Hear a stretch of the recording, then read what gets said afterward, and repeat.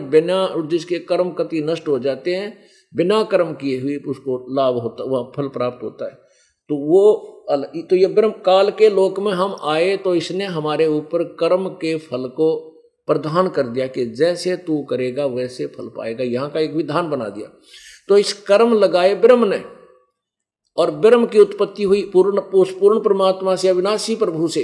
ये देखो स्पष्ट किया, इन्होंने गलत कर रखा अनुवाद। यहाँ देखो, कर्म को तू यहां लिखना था वेद से उत्पन्न, वेद से नहीं, कर्म ब्रह्म से उत्पन्न हुए जान।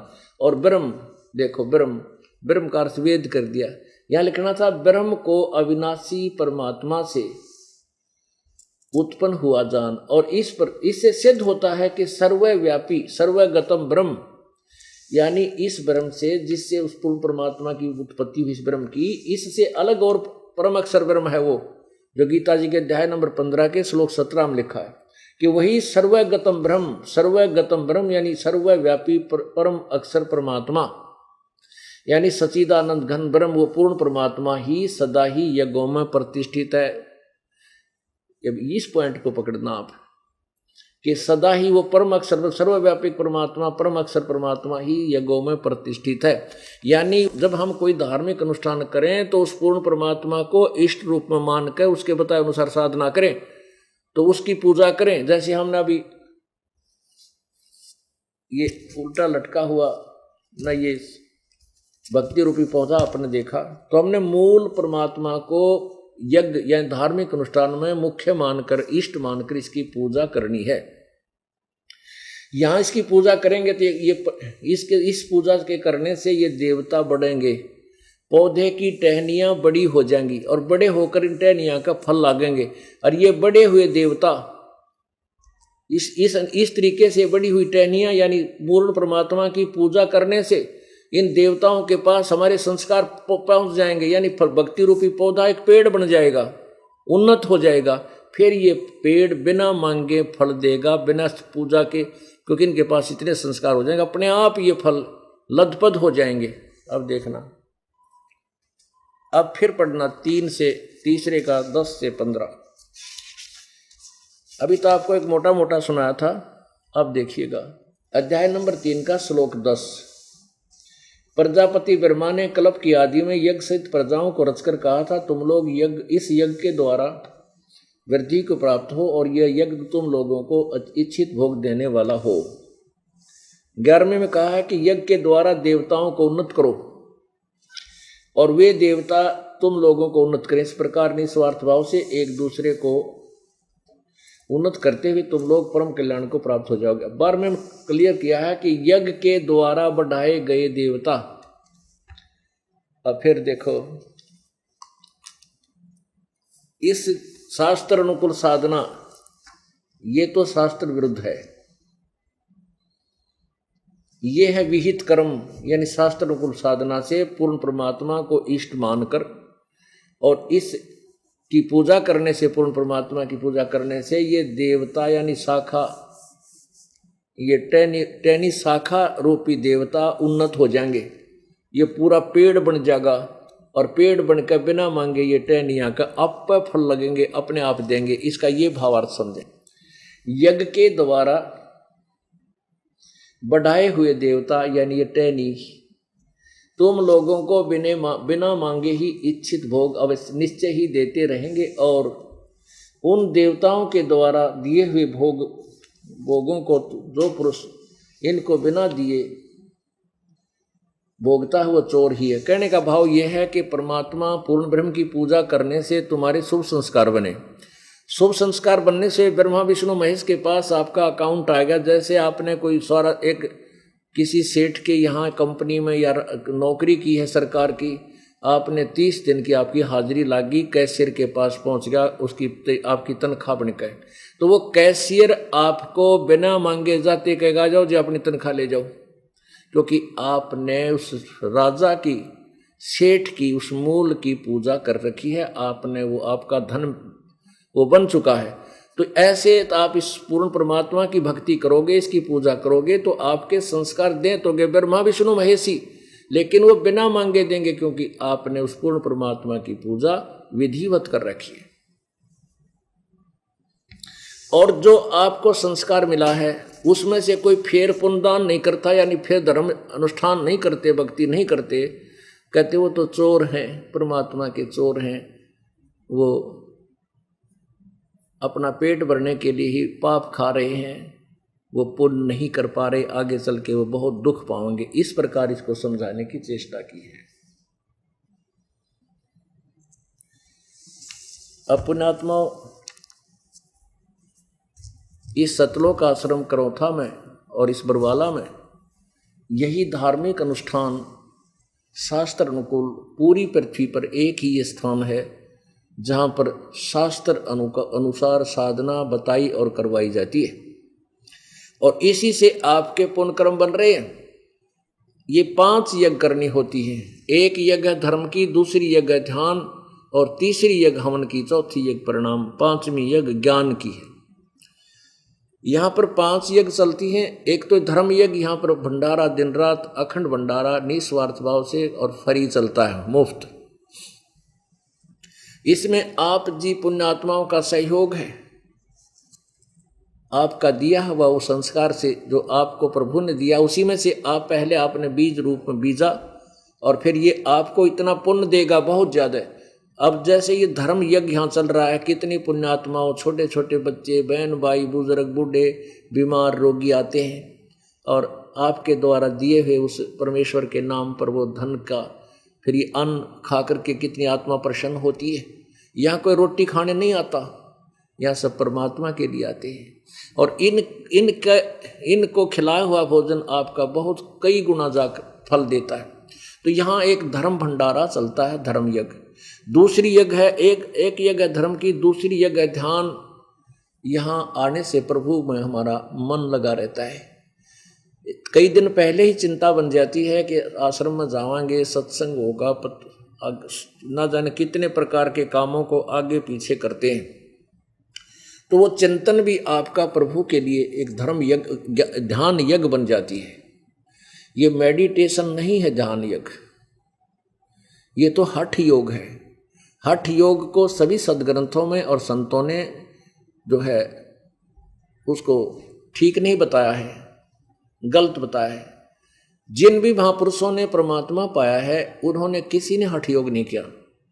आदरणीय धर्मदास साहिब जी, आदरणीय दादू साहिब जी, आदरणीय गरीबदास साहिब जी, आदरणीय मलुकदास साहिब जी, आदरणीय नानक साहिब जी, आदरणीय जो है गीसा साहिब जी, ये सभी गृहस्थी थे और उनको सत भक्ति प्राप्त थी।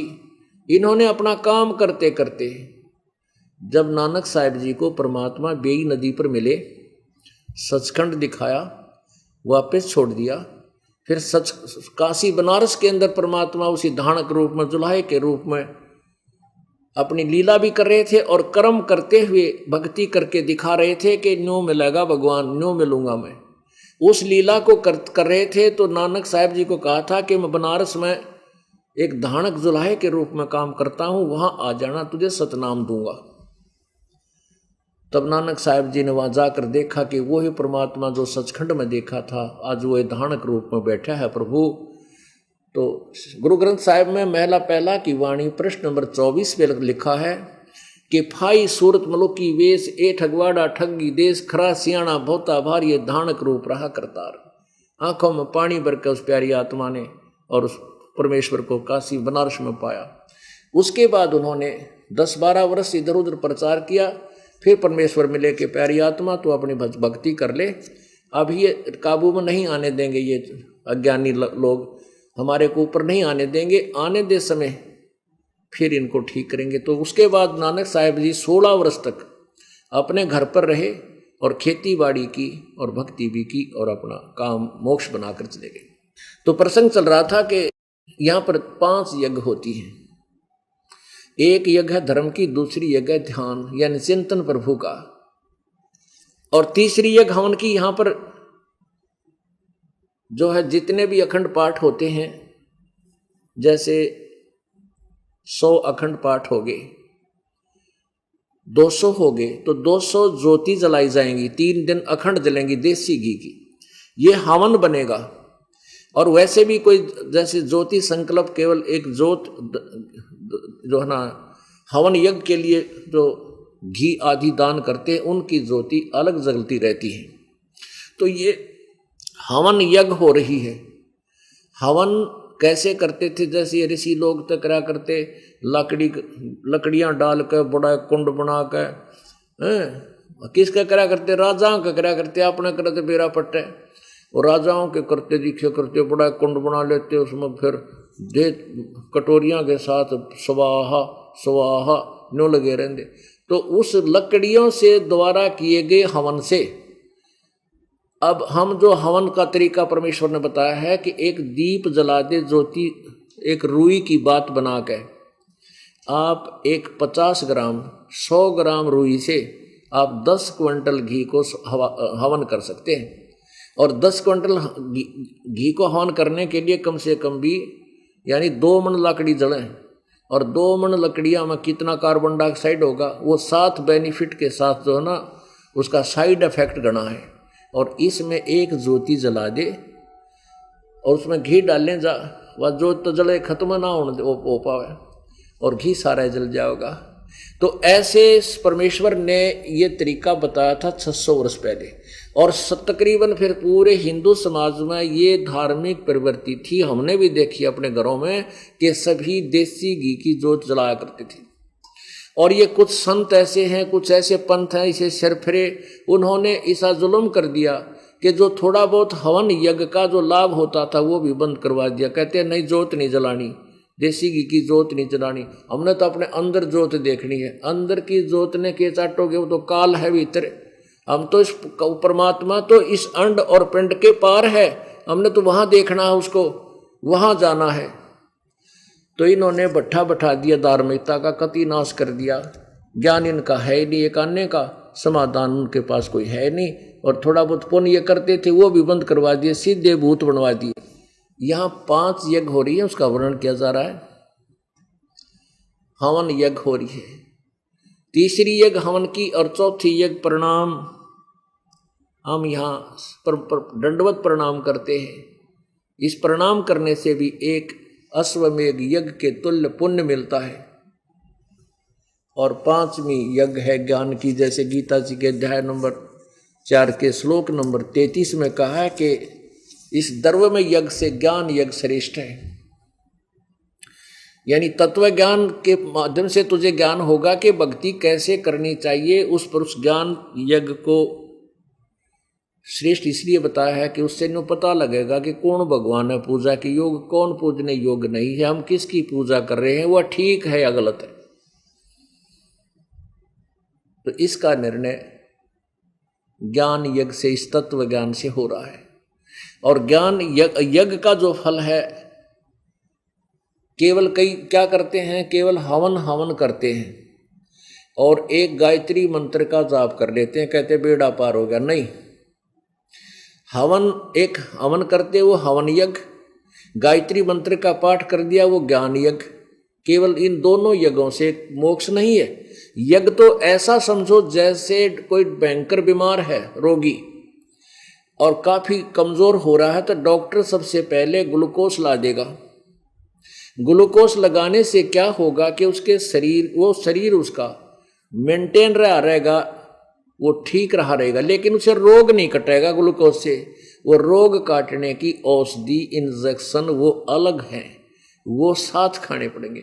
तो ये 5 यज्ञ तक ग्लूकोज समझो हम, क्योंकि हम जन्म मृत्यु के रोग से ग्रस्त हैं, इस दीर्घ रोग को काटने के लिए ये ग्लूकोज हमें लगाना पड़ेगा, क्योंकि हम बहुत वीक हो चुके हैं। चौथे युग में आगे शास्त्र विरुद्ध साधना करते करते और अपनी पुण्य कमाइयों को बर्बाद करते करते हम कति बर्बाद हो चुके हैं। तो अब ये दास सबसे पहले आपका ग्लूकोज लगाता है, ग्लूकोज यानी ये 5 यज्ञ करवाता है, और साथ में ये ट्रीटमेंट जो सतनाम और प्रथम मंत्र जो आपको दी जाते हैं और सारनाम, ये आपके जन्म और मृत्यु के दीर्घ रोग को काटने की औषधि अलग से दी जाती है। ऐसे आपका पूर्ण उपचार होगा, आपकी जन्म मृत्यु सदा के लिए समाप्त होगी। जैसा गीता जी अध्याय नंबर 15 के श्लोक नंबर 3-4 में कहा है कि उस तत्व ज्ञान से उलझे हुए गुत्थी को काटकर, अज्ञान अंधकार को, उसके बाद उस परम पद परमेश्वर की खोज करनी चाहिए, जहां जाने के बाद ये प्राणी फिर कभी लौट के संसार में नहीं आते, अर्थात पूर्ण मोक्ष प्राप्त करते हैं। अब कुछ पंथ क्या बताते हैं कि 2.5 घंटे सुबह बैठो, 2.5 घंटे शाम, और बस पहुंच गए सतलोक सचखंड। अरे भले आदमी हो, अगर 2.5 घंटे या हठयोग करने से मोक्ष होता तो 80-80 हजार वर्ष बैठ कर चले गए महापुरुष, उनको भी ज्ञान नहीं हुआ। कहते बस ध्यान लगावे, त्रिकुटी पर पहुंच जावे।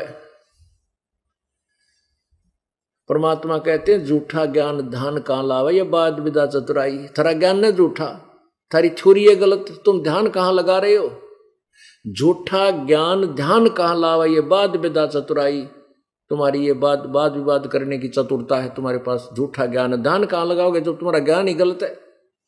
अब गलत ज्ञान की थोड़ी सी झलक आपको दिखाते हैं। एक बहुत बड़े पंथ की जो हिंदुस्तान में 1 नंबर पर है और करोड़ों लोगों को गुमराह किए बैठा है, उसके विषय में आपको थोड़ी सी झलक दिखा देंगे। कहते हैं कोई सौदागर सौदा लेने जाता है और वो बोरी भरी रखी है, बोरियां कणक की या जो भी उसने सामान लेना है, तो उसमें क्या करता है वो व्यापारी जिसने सौदा लेना है, वो बोरी में एक परखी मारता है, लोहे की एक चम्मच सी होती है गोल नोट आगे से पैनी, और वो बोरी में घसो कर वापस निकाल लेता है घुसा करके। उसमें वो वस्तु निकल आती है जो उस बोरी में गेहूं है या सरसों है या चावल है, फिर उनको देख चेक कर लेता है इस बोरी में के समान है, तो उसके आधार पर देख लेगा इसमें ये क्वालिटी है, उस बोरी में वो मिलेगा। 1-2-3 जगह मार के देख लेगा तो उससे पूरी बोरी का पता लग जाता है, उस थोड़ी सी परख से, परखी मार के थोड़ी सी निकाल कर। अब आपको दिखाते हैं उस बहुत बड़े पंथ का अड़ंगा ज्ञान। तो परमात्मा कहते हैं झूठा ज्ञान तुम ध्यान कहाँ लाओ, ये वाद विदा चतुराई, तुम्हारे ऊपर तुम तो ये केवल वाद चतुरता है तुम्हारे पास, वाद विवाद करने का तुम्हारे को तरीका है। ये देखिए सारवचन राधा स्वामी, ये भगवान, इतनी जनता इनके पीछे, बड़े बड़े पढ़े लिखे शिक्षित बड़े बड़े अधिकारी। अब उन बेचारों ने आध्यात्मिक ज्ञान नहीं है, उनको केवल अक्षर ज्ञान है। अब अक्षर ज्ञान का लाभ ये उठेगा कि वो उनके द्वारा दिए हुए, उन परम धनी के दिए हुए ज्ञान को बाप देख लेंगे आंखों से और फिर त्याग देंगे उस अनाड़ी, उस गलत साधना को ही देखिएगा। सार वचन राधा स्वामी नसर यानी वार्तिक, ये कहां से प्रकाशित है? सार वचन राधा स्वामी नसर यानी वार्तिक, जिसको परम पुरुष पूर्ण धनी स्वामी जी महाराज ने जुबान मुबारक से फरमाया, यानी शिवदयाल जी जो फाउंडर ऑफ राधा स्वामी पंथ, यानी राधा स्वामी पंथ का सर्वोच्च सर्वप्रथम महात्मा माने जाते हैं शिवदयाल जी, उनके अपनी जुबान से बोला, वो लिखा गया इस बुक में, जो बाई इजाजत राधा स्वामी ट्रस्ट छापी गई, द्वारा छापी गई। ये है प्रकाशक है राधा स्वामी ट्रस्ट, राधा स्वामी आगरा, बाग आगरा से छपी है। 19वीं बार मुद्रक है दी कोरोनेशन प्रेस, छिल्ली ईंट रोड आगरा, इतने थे। अब देखिएगा इसमें, ये देखो इसका चौथा, एक ही दिखा देता हूं, प्रश्न नंबर 5 पर ये भाग 1 चल रहा है। अब समझना चाहिए कि राधा स्वामी पद सबसे ऊंचा मुकाम है। अब राधा स्वामी को यहां मुकाम बना दिया, मुकाम माने स्थान, और यही नाम कुल मालिक का, और तेरा गजब हुई। अब राधा स्वामी को यहाँ धाम मुकाम बता रहे हैं, और फिर यही नाम कुल मालिक और सच्चे साहिब और सच्चे खुदा का है। अच्छा, और इस मुकाम से दो राधा स्वामी नाम, राधा स्वामी यो नाम भी है, स्थान भी है, और राधा स्वामी सच्चे खुदा का नाम भी है। अरे थारा गजब हो, एक वाणी तो बोल लो। अब कोई न कहे दिल्ली को प्रधानमंत्री भी कहते हैं और दिल्ली प्रधानमंत्री का स्थान भी है और दिल्ली ही प्रधानमंत्री है। बताइए छोरी है इन महापुरुषों की, है तरह गजब हुई। देखो अब समझना चाहिए कि राधा स्वामी पद सबसे ऊंचा स्थान है, मुकाम है, और यही नाम कुल मालिक और सच्चे साहिब और सच्चे खुदा का। ओहो, और इस मुकाम राधा स्वामी स्थान से 2 स्थान नीचे सतनाम का मुकाम है। सतनाम, अब सतनाम का मुकाम है, सतनाम का स्थान है। और इस सतनाम को किसके के कहा है? जिसको संतों ने, सतनाम को संतों ने सतलोक, सचखंड, सार शब्द और सत शब्द, सतनाम, सतपुरुष करके बयान किया है। अरे तेरा गजब हो यो, देख ABCD इसका कितना सर पैर भी हो तो सतनाम का मुकाम है, सतनाम का स्थान है। और इस सतनाम को के क्या है? इसी को संतों ने सतलोक, सचखंड और सार शब्द और सत शब्द और सतनाम और सतपुरुष करके बयान किया है। अरे तेरा गजब है, कहीं की ईंट कहीं का रोड़ा, की तो सर पैर नहीं। सतनाम तो 2 अक्षर का है, जिसमें एक ओम मंत्र है, एक तत् मंत्र है, जो गीता जी अध्याय नंबर 15 के श्लोक नंबर 17 के श्लोक नंबर 23 में कहा कि ओम तत् सत इति निर्देश ब्रह्मण त्रिविध समर्थ। और सतलोक वो स्थान है जहां सतपुरुष रहता है। ये कहें सतनाम को, सतनाम को सतलोक, सचखंड, सत शब्द, सार शब्द, सतपुरुष भी उसी को कहा है। वाह वाह वाह, जय बंदी छोड़ दी, यो रो काट रखे ने। तो परमात्मा कहते हैं तुम हठियो करके बैठे तो हो, तो कुल गोलू सा ला के कहते हैं तुम्हारा झूठा ज्ञान ध्यान कहाँ लाओ, ये बाद विदा चतुराई, ये बनावटी बातें करके तुमको मूर्ख बना गए वो नालायक संत जिनको क्या का भी ज्ञान नहीं था। पुण्यात्माओं, इस दास की गेला यो लाठा बाज रहा है कि मैं कहूँ साची उनका लागत छाती में कि वो ढह जाएंगे सबके कागजी के लिए। या आजकल सब पढ़ा लिखा समाज है, और दास ने डंडोरा पीट दिया। हमारे बच्चों ने भी जगह जगह जाकर के प्रचार का ढूंढा ठा रखा है। पुण्यात्मा समझ समझ कर दौड़ी आ रही हैं, पूरे परिवार के साथ आ रही हैं, छोड़कर नकली संतों और पंथों को। बोलो सतगुरुदेव। परमात्मा कहते हैं कि मानव शरीर प्राप्त करके जो प्राणी परमात्मा की भक्ति नहीं करते, वो चाहे कितने धनवान बन जावें, चाहे पूरी पृथ्वी के शासक हो जाएं, वो पूरी पृथ्वी का राज्य भी उसके पूर्व जन्मों के पुण्य कर्मों के कारण ही उस प्राणी को प्राप्त होता है। और वो सीमा होती है उसकी, उसके पास वो कितने दिन रहना है, उससे अधिक नहीं रह सकेगा। चाहे वो कितने जतन करे, कितने ही अत्याचार करे, चाहे कितना ही वो कुछ करे, जब तक उसके संस्कार में लिखा है तभी तक वो शासक बना रहेगा। यदि परमात्मा की साधना नहीं की तो परमात्मा कहते हैं कि रति कंचन पाया नहीं, रावण चलती बार, सर्व सोने की लंका होती रावण से रणधीरम, और एक पलक में राज विराजी जम के पड़े जंजीरम।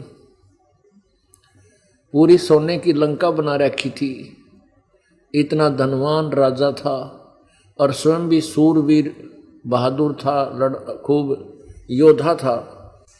और जब उसके माड़े दिन आए, यानी उसकी बैटरी डिस्चार्ज हुई, वो पुण्य समाप्त हुए जो उसने सारे जीवन के और पूर्व जन्मों के जो भी साधनाएं करके उसने एकत्रित किए थे, जब वो उसके पुण्य समाप्त हुए, वो पहले चार्ज की हुई बैटरी डिस्चार्ज हुई तो एक ही समय में तुरंत ही पूरे कुल का नाश हुआ, मृत्यु को प्राप्त हुआ और नरक में वास हुआ। परमात्मा हमें बताना चाहते हैं कि रावण चलते समय एक रति यानी 1 ग्राम भी सोना साथ नहीं ले जा सका, और सारा जीवन, सारी भक्ति माया प्राप्ति के लिए ही उसने डिवोट किया, अपना पूरा जीवन उसी पर लगा दिया। इसलिए परमात्मा कहते भजन कर राम दुआई रे, भजन कर राम दुआई रे, भजन कर राम दुआई रे, भजन कर राम दुहाई रे। परमात्मा कहते हैं भजन कर राम दुहाई रे, भजन कर राम दुहाई रे। परमात्मा हमें ये बताना चाहते हैं कि भाई तौबा कर ले इस जीवन तय, और तौबा कर ले इस काल के राज और पाट और संपत्ति से। भजन कर ले राम दुहाई, भजन कर ले। पूरी पृथ्वी का शासक जब अपना जीवन समाप्त करके जाता है, पहले वो पृथ्वीपति था, फिर एक चूहे की जुन्नी पा करके थोड़े से बिल में अपना जीवन पास कर रहा है। कहते वो चकवे हो गए चूहा। चकवे माने चक्रवर्ती राजा थे, वो फिर चूहे की योनि को प्राप्त हुए। ओ तेरा गजब हो। इसलिए परमात्मा कहते भजन कर राम दुहाई रे, भजन कर राम दुहाई रे। बहुत बुरा हाल होगा तेरा, का अगर दुहाई है राम दुहाई, भाई बच ले इस बुराई तक। तो पुण्यात्माओं, जब तक हम सत्संग में नहीं आते, हम ये भी नहीं जान पाते कि जो दिनचर्या हमारी है, प्रतिदिन जो क्रियाएं और कर्म हम कर रहे हैं, चाहे वो भक्ति के हैं चाहे वो संसारिक कर्म है, वो हमारे अच्छे हैं या बुरे हैं। यानी जो कर्म हम कर रहे हैं वो हानिकारक हैं या लाभदायक हैं, ये भी निर्णय हम नहीं ले सकते। जब हम परमेश्वर के उस तत्व ज्ञान को सुनते हैं, फिर हम ये डिसीजन ले सकते हैं, निर्णय ले सकते हैं कि ये कर्म बुरे हैं, ये अच्छे हैं। फिर हम अच्छे कर्मों को करने का प्रयत्न करेंगे और बुरों से बच जाएंगे।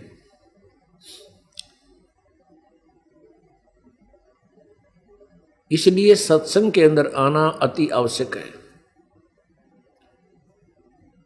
हम मार खा जाते हैं सत्संग ना सुनने से। जिसने 2-4 वर्ष नाम लिए नोगे और श्रद्धा से लगा हुआ, तो उसको परमात्मा घना सुख दे देता। कबीर परमेश्वर उसको याद भी ना रहते, तू कभी दुखी था, तेरी बयान माटी हो रही थी और के हाल था, एक पैर हॉस्पिटल में एक पैर घर में रहा करता, या कोई और समस्या, कोई मानसिक परेशानी रहती थी, फिर सुख हो जाता है।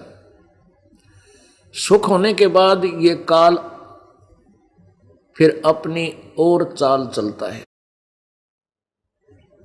क्योंकि काल का तो प्रयत्न रहता है किसी प्रकार इसको परमेश्वर से दूर कर दूं, फिर यू कितना धक्के खाए जा।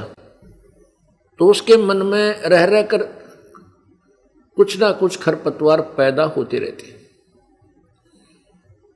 और यदि वह सत्संग में नहीं आता है तो कुछ दिनों के बाद उसके अंदर वही सांसारिक बातें घर कर जाती हैं। अब जैसे किसान बीज बोने से पहले जमीन को बहुत संवारता है, उसमें से पूरा सारा कुबाड़ अड़ंगा वो घास निकाल देता है और खेत को खूब साफ सुथरा करके बीज बोता है गेहूं का, उसमें खाद पानी डालता है। उसके उपरांत भी उसमें बहुत सा घास फिर उग जाता है, तो उसके लिए भी प्रयत्न करता है, या तो हाथ से पाड़ता है या आजकल एक दवाई चल पड़ी है, उस दवाई को डालता है जो घास को जला देती है और पौधा स्वस्थ रह जाता है। जैसे हम प्रतिदिन कपड़ा पहनते हैं, चाहे आप कितने साफ सुंदर मकान में रहिए दिन में, शाम तक आपके कपड़े का अवश्य कहीं ना कहीं से धूल लगेगी, मैल लगेगा, पसीने से लगेगा। तो उसको प्रतिदिन साफ करना होता है, तो वो कपड़ा स्वच्छ रहता है। इसी प्रकार हमारे अंतःकरण में यदि हम सत्संग के अंदर नहीं आते हैं, महीने में 15 दिन में हमारे अंदर अंतःकरण के अंदर मैल जमना प्रारंभ हो जाता है। चाहे हम कितने सियाणे बने रहें, चाहे हम कितना ये सोच लें कि हमने सब कथाएं याद होगी, हमने सब ज्ञान हो गया, या उसकी ओर काल की चाल है, जो ऐसी भावना भी मन में आती है एक कर्महीन कहता है कि एक भगत से मैं कहने लगा कि तू सत्संग में आ जा भाई, क्यों नहीं आता, क्या बात है। तो वो कहता है कि सत्संग तो नए भगत सुना कर, हमने सत्संग की क्या आवश्यकता, हम तो तीसरा नाम भी मिल गया। तो वो डूब चुका है, वो परमात्मा से कट चुका है जिसमें ये भावना आएगी। तो ये कारण यही है कि सत्संग में न आने से उसके अंदर ऐसी दुर्भावना, ऐसी बकवादे भरन लग जाएंगी और फिर काल कोई सा झटका दे देगा उसके ऊपर, क्योंकि भगवान से कट ऑफ हो चुका है, परमात्मा का सारा विशेष नहीं रहा। फिर उसके घर में ऐसी चोट लग जाएगी, फिर नो कहेगा ले, क्योंकि रिश्तेदार आएंगे वो सारे बिना नाम वाले जो उसके दुख दर्द में सहयोगी होंगे, तो फिर वो उसमें और रंग भर देंगे। बता के लाभ मिला तने, तेरा लड़का मर गया या कोई और हानि होगी तो उसका भी पक्की दच जाएगी, हाँ बता के लाभ हुआ मुझे वहाँ से। अरे कर्म ठोक, भगवान का कनेक्शन काट लिया, नाम तेरा कट गया। अब सहयोग कौन देगा तेने, परमात्मा कैसे साथ देगा तेरे पर, ये आपत्ति आनी थी। यदि तू शरण में होता तो ये नहीं होना था। तो ऐसे हम मार खा जाते हैं। तो इसलिए पुण्यात्माओं सत्संग में आते रहना चाहिए। एक भी सत्संग अटेंड कर लो महीने में तो भी बहुत सारा मिलेगा, और लेकिन जितने कर लो उतने थोड़े समझना। और वो सुख जो उसको प्राप्त हुआ उसका दुश्मन बन गया। परमात्मा कहते सुख के माथे पत्थर पड़ो जो ना मर देते जा, कहते आग लगे इसे सुख के जो भगवान का से दूर कर दे, और बलिहारी उस दुख के जो पल पल नाम रटावे। वरदान है आपके ऊपर वो दुख जो आपको परमेश्वर के चरणों में ले आया, और दुश्मन है वो सुख जो पूर्व जन्म की कमाई से आज कोई अच्छा अधिकारी बना है, कोई मंत्री, एमएलए, चीफ मिनिस्टर, प्रधानमंत्री बना है, राष्ट्रपति बना है। यदि वो सत भक्ति से दूर है तो दुर्भाग्य है उस प्राणी का। वो पिछले जन्म की मलाई को अपनी को प्रयोग कर रहा है, जब ये समाप्त हो जाएगी तब देखना उसकी क्या दुर्गति होगी।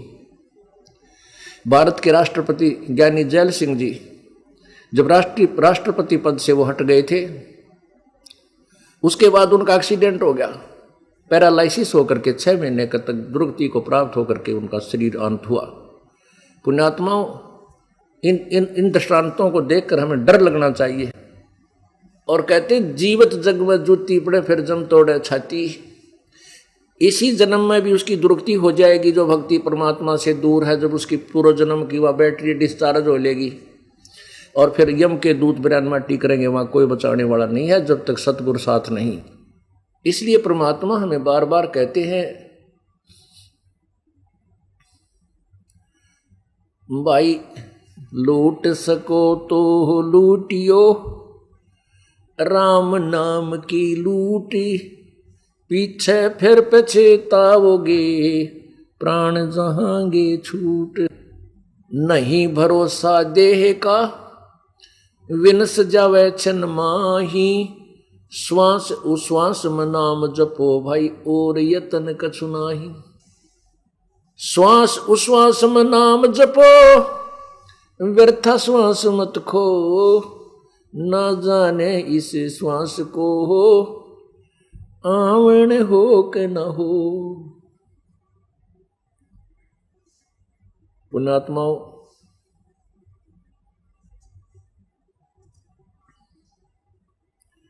परमेश्वर जब आते हैं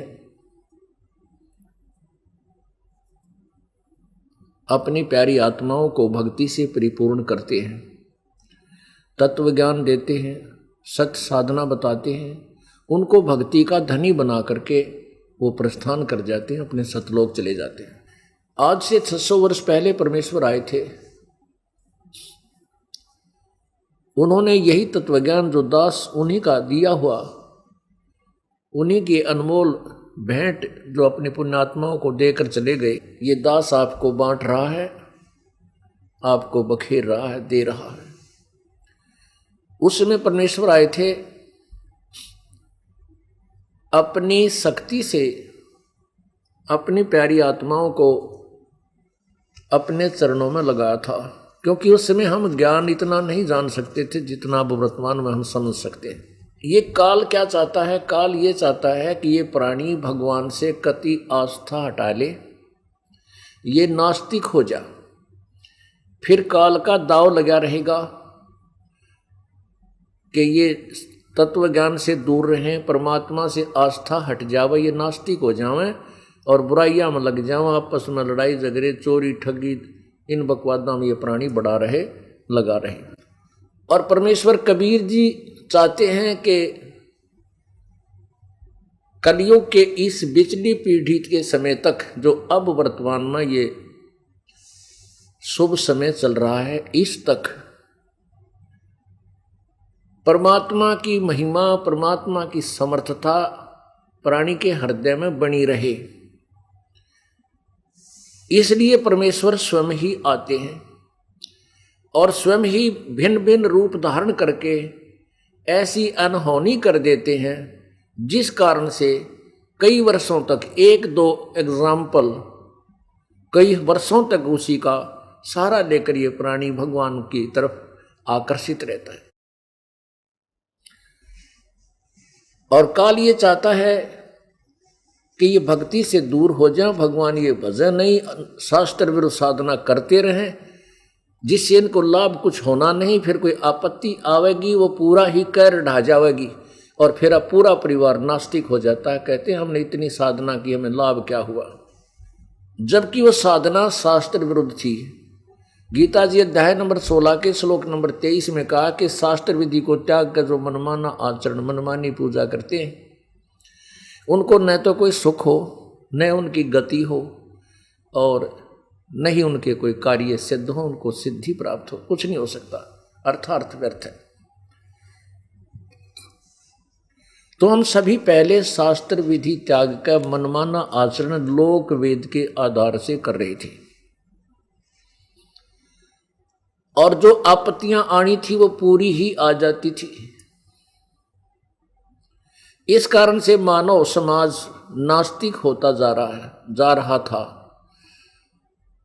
फिर उन्होंने जो लाभ हम परमात्मा से लेने के लिए कमर कसकर चले थे, साधना करने लगे थे, वो उस साधना से भगवान का लाभ हमें मिला नहीं, फिर वो साधना ही छोड़ दी। एक माई, बहुत से ऐसे उदाहरण हैं, एक ही पुत्र था एक माई का, और उसके लिए उस माता ने अपने बेटे की सुरक्षा के लिए, उसकी लंबी आयु के लिए इतनी साधना की, बहुत ज़्यादा, जिसने भी जहाँ बताया वहीं पहुँच जाती थी। राम की, कृष्ण की, हरि ओम जाप, हरे कृष्ण राधे श्याम, ओम नमः शिवाय, और एकादश संत की भी शरण उसने ले रखी थी। और फिर भी वो लड़का मर गया, इकलौता पुत्र, विधवा थी वो बहन। उस इकलौते पुत्र की मृत्यु के बाद उसने सारे देवता ठाकर और कुरडिया पर फेंक दिए गोबर में, और कति नास्तिक होगी, लगता कि भगवान कितना नहीं, सब बकवाद है।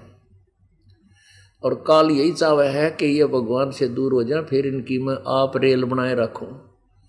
और परमात्मा ये चाहता है कि मैं अपनी प्यारी आत्माओं को, जब तक ये भक्ति युग, अब तो बातें खत्म होगी, अब तो इतने अनहोनी करेगा परमात्मा, करन लाग रहा है। हम पहले एक आध उदाहरण सुना करते, ध्रुव और प्रहलाद और मीराबाई का, यहाँ आपको लाखों उदाहरण हम पेश कर सकते, जो परमात्मा सतयुग में सुना करते, वो लीलाएं आज कर रहे हैं। इस समय के लिए परमात्मा क्या करते थे, जैसे ये दास, जब हम पढ़ते थे सभी बच्चे, और जो भी हम किसी इष्ट या भगवान का आसरा लिए हुए थे, उसकी भक्ति करते थे, तो हम सोचते थे जैसे हम पास हो गए तो अपने दादा श्याम जी की जय हो, हनुमान जी की जय हो, श्री कृष्ण जी ने तो पास कर दिए। अब फिर हम जैसे नौकरी लग गए, फिर नौकरी लगी तभी शुक्र मनाया कि हमारे दादा श्याम जी ने नौकरी ला दी, हमारे दादा हनुमान जी ने ऐसे कर दिया, श्री कृष्ण जी ने ऐसे कर दिया। फिर बालक हुए, लड़का हुआ, खुशी मनाई, दादा श्याम जी ने छोरा दे दिया। और फिर बीच में अपने जीवन में ऐसी आपत्तियां आई और ऐसे समय पर हमारी रक्षा हुई, तो हम सोचा करते थे हनुमान जी ने, श्री कृष्ण जी ने हमारा जीवन बचा दिया। तो हमारा जो सुई थी भक्ति की, इन भगवानों पर डटी हुई थी हमारे दिमाग की, और हम इनसे ही वो सुख हुआ मानते थे उन्हीं से हम सुरक्षा हुई मानते थे। अब पता चला, इस तत्व ज्ञान से पता चला, गीता जी अध्याय नंबर 15 के श्लोक नंबर 17 में स्पष्ट किया है कि उत्तम पुरुष है तू अन्य, परमात्मा इति उदाहरते, ये लोक तरम आविश्य विभर्ति अवय ईश्वर, वो परमात्मा तो और है जो तीनों लोकों में प्रवेश करके सबका धारण पोषण करता है। इन ब्रह्मा विष्णु महेश पर आपत्ति आती है तब भी ये प्रभु को याद करते हैं। देवी पुराण में लिखा है, दुर्गा ने कहा है ब्रह्मा को कि जब तुम्हारे, तीनों को कहा ब्रह्मा विष्णु महेश को कि जब तुम्हारे ऊपर कोई आपत्ति आ हमें याद करना। श्रीमद् भगवत गीता सिकंद तीसरे में लिखा है, श्रीमद् भगवत देवी भागवत देवी पुराण के तीसरे सकंद में लिखा है कि देवी कह रही है कि ब्रह्मा विष्णु महेश अपना अपना कार्य संभालो, उत्पत्ति सतिथि और संहार ये तुम्हारे कार्य हैं, तुम्हारे ऊपर कोई आपत्ति आवे तो हम दोनों को याद कर लेना, ब्रह्म और दुर्गा को। पुण्यात्माओं ये भी भगवान को याद करते हैं। अब कर्म के अंदर जब दंड आता है तो ना दुर्गा बचा सकती है ना ब्रह्म बचा सकता, वो पूर्ण परमात्मा को याद करें तो बचा सकते। तो ये भगवान को याद करते हैं, लेकिन फिर भी इन ब्रह्मा विष्णु महेश की आपत्तियां भी नहीं टलती। जैसे श्री कृष्ण जी को दुर्वासा जी ने श्राप दे दिया था कि यादव कुल का नाश होगा। श्री कृष्ण की आंखों के सामने पूरा उसके पोते पड़पोते और पूरे भाई रिश्तेदार सब कत्लेआम हो गए, नष्ट हो गए, बर्बाद हो गए और वो कुछ नहीं बचाव कर सके। जिसके सामने पूरा कुल नाश हो जाए कि वो जीव सुखी हो सकता है? कभी नहीं हो सकता। तो पुण्यात्माओं हम सोच ये रहे थे कि ये भगवान हमारी रक्षा करते, नहीं, वो प्रभु कोई और है, वो सतलोक में रहता है, उसका नाम कबीर है। उसी का संदेश लेकर के ये दास इस भूतल पर आया है। प्रभु की कृपा से अब ये सच्चाई और सत्यज्ञान सबके समक्ष होगा।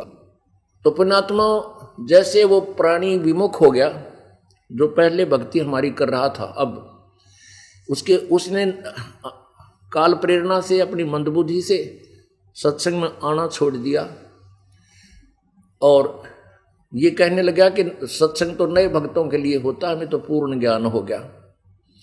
यह भी कमजोरी है, यह भी वीकनेस है उसके अंदर, उसके नाश का कारण है।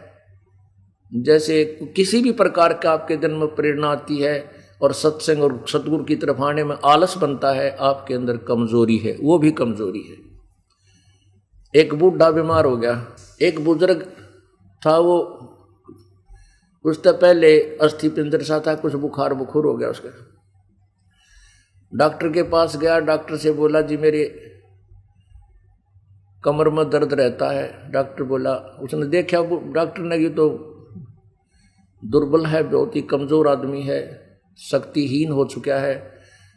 तो कहने लगा बाबा तेरा जो है ना कमज़ोरी है। ने बोला जी मेरे सिर में भी दर्द हो जाता है। डॉक्टर बोला कमज़ोरी है बाबा। ओवर्द बोला जी मेरी पिंडी भड़कती रहती है, दर्द रहता है पिंडियों में। डॉक्टर बोला जी कमज़ोरी है। बूढ़ा बोला जी मैं खड़ा हूँ तो मन चक्कर आवे। डॉक्टर बोला बाबा कमज़ोरी है। और बूढ़ा छो मार गया। ने बोला तो डॉक्टर है गम चक्कर, एक के बाद जाना है, कमजोरी है कमजोरी है, और भी जाना है क्यों? डॉक्टर बोला यह भी कमजोरी है, क्योंकि कमजोर आदमी ने गुस्सा आया करे, जिसके अंदर शक्ति कम हो, मर्यासा हो, वो छो गणा हुआ करे उसने। तो पुण्यात्माओं किसी प्रकार का भी आपके अंदर सत्संग और भगवान की भक्ति में कुछ भी आनाकानी बन रही है तो वह कमजोरी है आपकी, अरुचि है आपको। पुण्यात्माओं ये सत्संग ये दास 15 साल से सुना रहा, लगभग 14 वर्ष से वही कथा वही ज्ञान, और आज तक जब सुनाता हूँ मेरी आत्मा गदगद हो जाती है, या बाद में स्वयं भी अपने द्वारा ही भरी हुई सीडी को सुनता हूँ, आत्मा रोने लग जाती है, क्योंकि ज्ञान परमात्मा का है, दास का नहीं है। और जो यूँ कहता है कि मैं सत्संग में ये बात तो मेरे याद हो रही है, गुरुजी बताएंगे, तो वह भी कमजोरी है। जैसे हम प्रतिदिन आहार करते हैं, वही रोटी होती है, सब्जी में परिवर्तन भले ही हो जाए, रोटी वही होती है। और पहले हम गाँव में रहा करते, जब किसी सब्जी रोटी थी तो कभी चटनी ला दी या वैसे दूध गिल्प खा ली, तो पुण्यात्माओं भोजन वही होता है, सुबह भी रोटी वही, शाम ने भी वही, और भूख अच्छी लग जाए दोपहर ने भी वही। तो तीनों समय भूख बराबर लग रही है तो आप स्वस्थ हैं। और उसी भोजन को किसी भी टाइम में आपको अरुचि हो जाती है, इच्छा नहीं बनती है, भूख नहीं लगी है, तो आप अस्वस्थ हो चुके हो। इसी प्रकार इस सत्संग और भक्ति के बारे में, इन कथाओं के विषय में अपने ऊपर आप समझ लेना कि जैसे आत्मा अस्वस्थ हो जाती है। तुलसी पिछले पाप से हरि चर्चा ना भावे, जैसे जबर के बेग से भाई भूख बेदा हो जावे।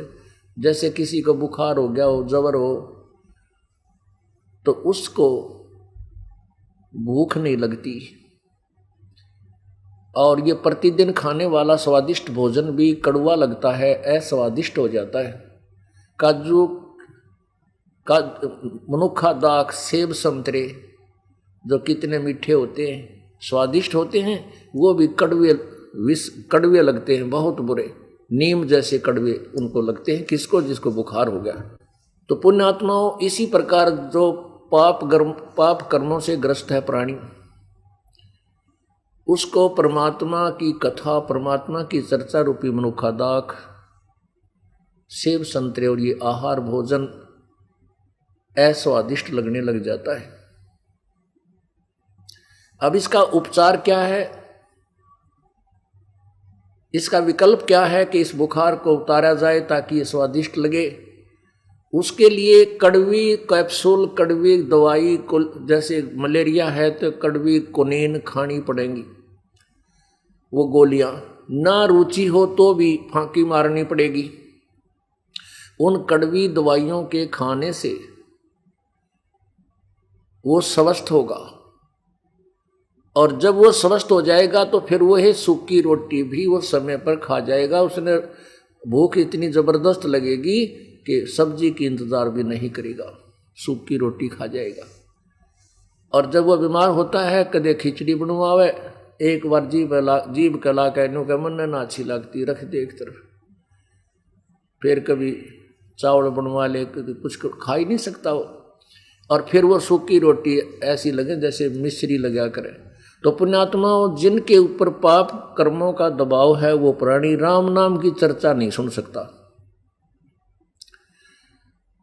क्यों नहीं सुन सकता? क्योंकि उसको कड़वा लग रहा है, उसके ऊपर पाप कर्मों का इतना दबाव है।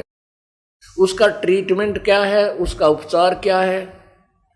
उसको ना चाहते हुए भी ये परमात्मा की ये कुनीन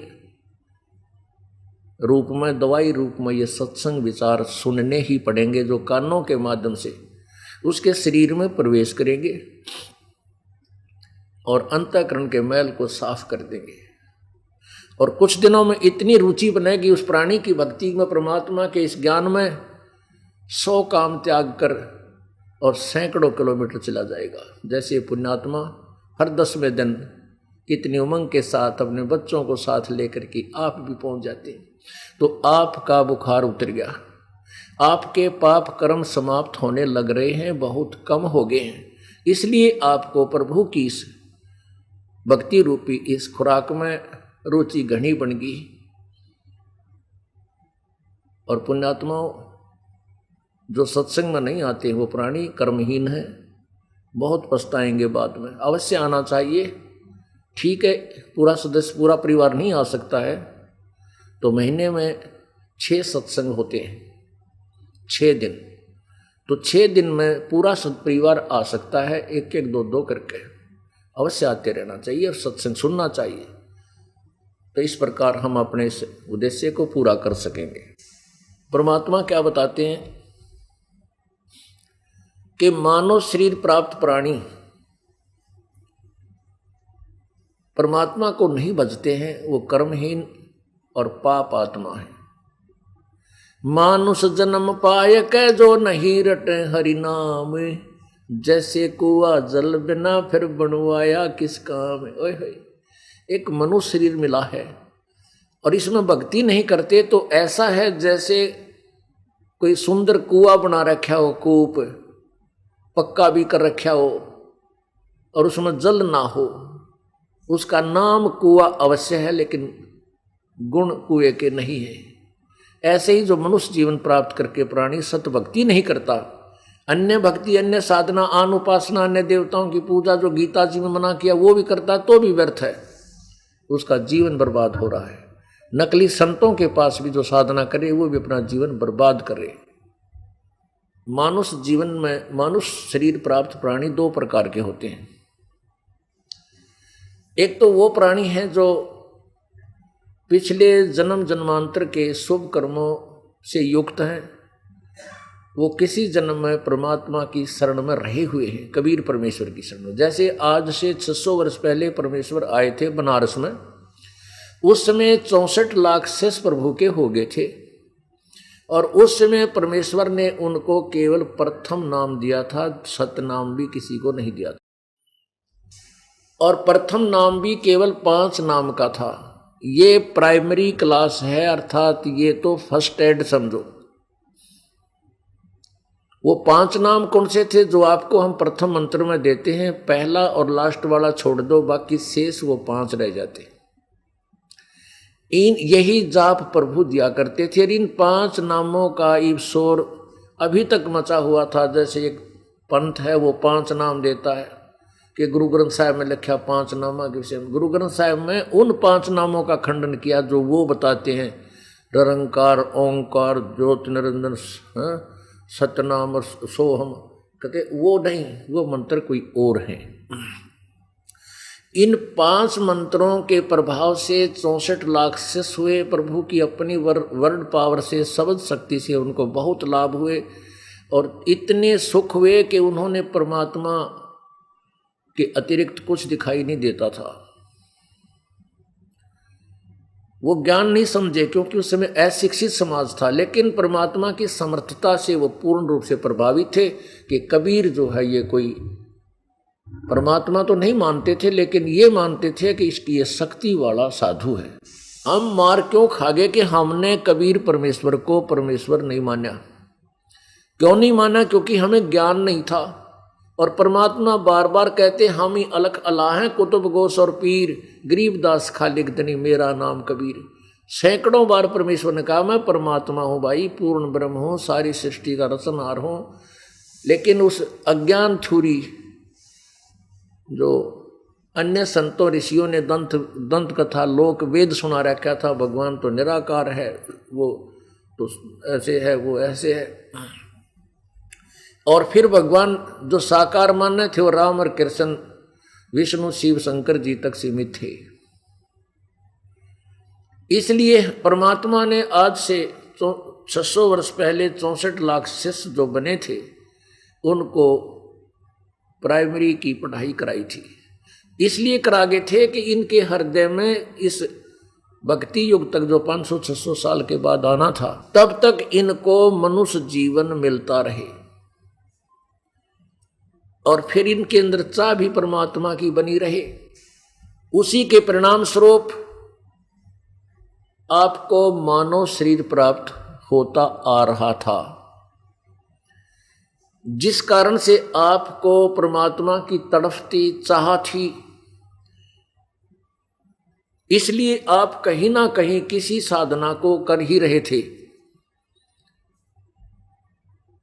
उन्हीं 64 लाख शिष्यों में से परमात्मा की तरफ और चाह में इन नकली संतों के जा फंसे, जो बड़े बड़े पंथ, उनके पास ना ज्ञान है ना कोई भक्ति है, कोरी बकवाद विचार है उनके, कहीं सिर पैर नहीं उन लोगों का। ये भोली आत्मा, श्रद्धालु पुण्यात्मा जो पिछले जन्म की पुण्य से परिपूर्ण थे, प्रभु के साथ रहे थे, उन्होंने कबीर परमेश्वर ने उनकी भक्ति करवा दी थी। वो भक्ति की तरफ उनको उठाए फिर रही है कि कहीं भगवान मिले, उसका रास्ता मिले, उसको प्राप्त करें। अब उनके जा फंसे उन नकली गुरुओं को असली संत मान के। अब जो हमारा प्रसंग चल रहा है कि 2 प्रकार से प्राणियों को मनुष्य शरीर मिलता है। एक तो जैसे अभी आपको बताया कि पूर्व जन्म में की हुई भक्ति कमाई से कंटिन्यूस 20, 30, 50, 100 जन्म भी मिल जाते। यदि उन जन्मों में, मनुष्य जन्मों में, यदि उन मनुष्य जन्मों में परमात्मा फिर पुनः कोई परम संत नहीं मिलता तो फिर 84 लाख योनियों में वो प्राणी चला जाता है। और फिर क्या विधान है इस काल भगवान का? परमात्मा से तो गॉड कबीर परमात्मा ने इसको विधान बनाकर दिया हुआ है, इसने स्वीकार किया हुआ है। परमात्मा बड़े दयालु हैं। अब कोई ये कहता है कि कबीर परमेश्वर जी ने इसको 1 लाख मनुष्य शरीरधारी प्राणी खाने का श्राप क्यों दे दिया? ना देना चाहिए था, यो हमारी दुर्गति ना करता, यो और क्या करता यहाँ पर, इससे भी ज्यादा तंग कर देता और आपको सदा के लिए भगवान से दूर कर देता। ना जाने कितनी योनियां में आपको अलग मनुष्य शरीर नहीं देता, कदे यो भगवान के बारे में जान ले। इसलिए परमात्मा ने इसको ये श्राप दिया कि इसकी मजबूरी होगी मनुष्य जीवन देना, एक मनुष्य जीवन ये जरूर देगा, क्योंकि इसने खाना है, अपने आहार बनाना है। और परमात्मा ने पता था कि जिनको मनुष्य जीवन मिलेगा तो मैं इनकी बुद्धि खोल दूंगा, समझा दूंगा, इनको कभी मिल लूंगा, जाकर इनको काट लाऊंगा, निकाल लेकर आऊंगा। तो एक विधान है कि 84 लाख योनियों के पूरे एक टर्न को पूरा करके उसमें ये प्राणी सब शरीरों में घूम करके एक मानव शरीर फिर प्राप्त करता है। ये नियम है। चाहे कितना ही पापी हो, चाहे राक्षस हो, चाहे शेर योनि में रहा हो, किसी प्रकार का भी, उसको भी एक मनुष्य जीवन फिर मिलेगा। और दूसरे वो प्राणी हैं जो आपको बताए कि जो पिछले पुण्य कर्मों से कंटिन्यूस लगातार मनुष्य जीवन प्राप्त करते हुए आ रहे हैं। ये 2 प्रकार से मनुष्य जीवन प्राप्त प्राणी होते हैं। जो मनुष्य जीवन से ही तुरंत आए हैं वो भक्ति मार्ग को तुरंत स्वीकार कर लेते हैं। चाहे उनको कोई सिंपल सी कहानी कथा सुना दे तो भी वो पीछे लग जाते हैं, बड़ा महात्मा है, मुझे भी बता दो भगवान की विधि। और जो टर्न वाइज जिनको शरीर प्राप्त है, टर्न वाइज मीन 84 लाख योनियों में से, शरीरों में से धक्के खा के कस, कुत्ते, गधे, सुअर, कीड़े मकोड़े, जंगली जानवर, पानी के या जड़ वृक्ष, ये सभी योनियां भोगकर जो पुनः मनुष्य जीवन प्राप्त है, उनमें क्या अंतर है कि जो मनुष्य शरीर प्राणी जो मनुष्य शरीर से तुरंत आए हैं उनको तो वो तो शीघ्र स्वीकार कर लेते हैं भगवान की चर्चा को। और जो टर्न वाइज, जिनको नंबर टर्न वाइज जो है 84 लाख योनियां भोग कर शरीर प्राप्त है,